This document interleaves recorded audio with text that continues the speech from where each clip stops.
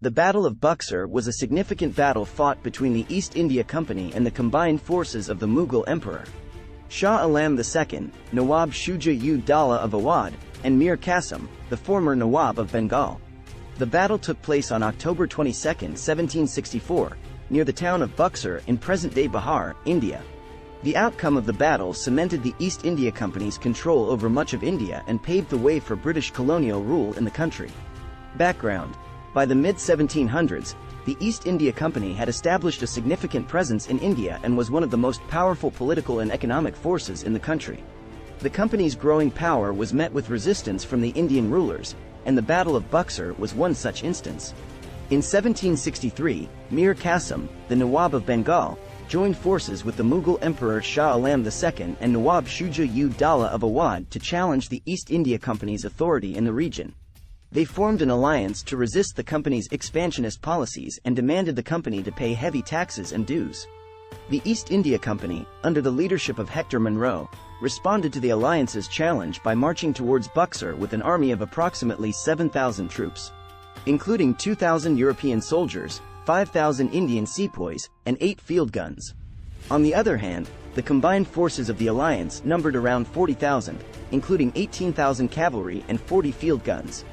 The battle, on October 22, 1764, the two armies faced each other on the battlefield. The company had the advantage of better discipline, organization, and superior firepower. The company's forces began by firing their artillery at the alliance's forces, which caused chaos and confusion among the enemy ranks. The alliance's forces then launched a cavalry charge, hoping to break through the company's lines. However, the company's forces held their ground and repelled the charge using their superior musketry and artillery. The alliance's forces then attempted to flank the company's army, but the company's forces responded quickly and outmaneuvered the enemy, causing them to retreat. The battle lasted for several hours, and by the end of the day, the company's forces emerged victorious. The alliance's forces suffered heavy casualties, with estimates ranging from 2,000 to 6,000 soldiers killed, while the company's forces suffered minimal losses. Aftermath: the Battle of Buxar was a decisive victory for the East India Company, and it marked a significant turning point in the history of British India. The company's victory cemented its control over much of India and paved the way for British colonial rule in the country.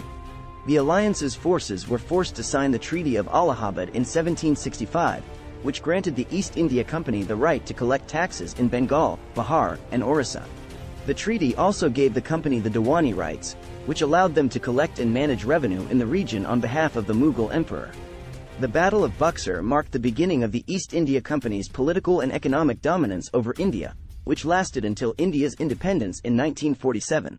Conclusion: the Battle of Buxar was a pivotal moment in the history of British India. The company's victory cemented its control over much of India and marked the beginning of British colonial rule in the country. The battle's outcome had far-reaching consequences for India's political and economic future and shaped the course of Indian history.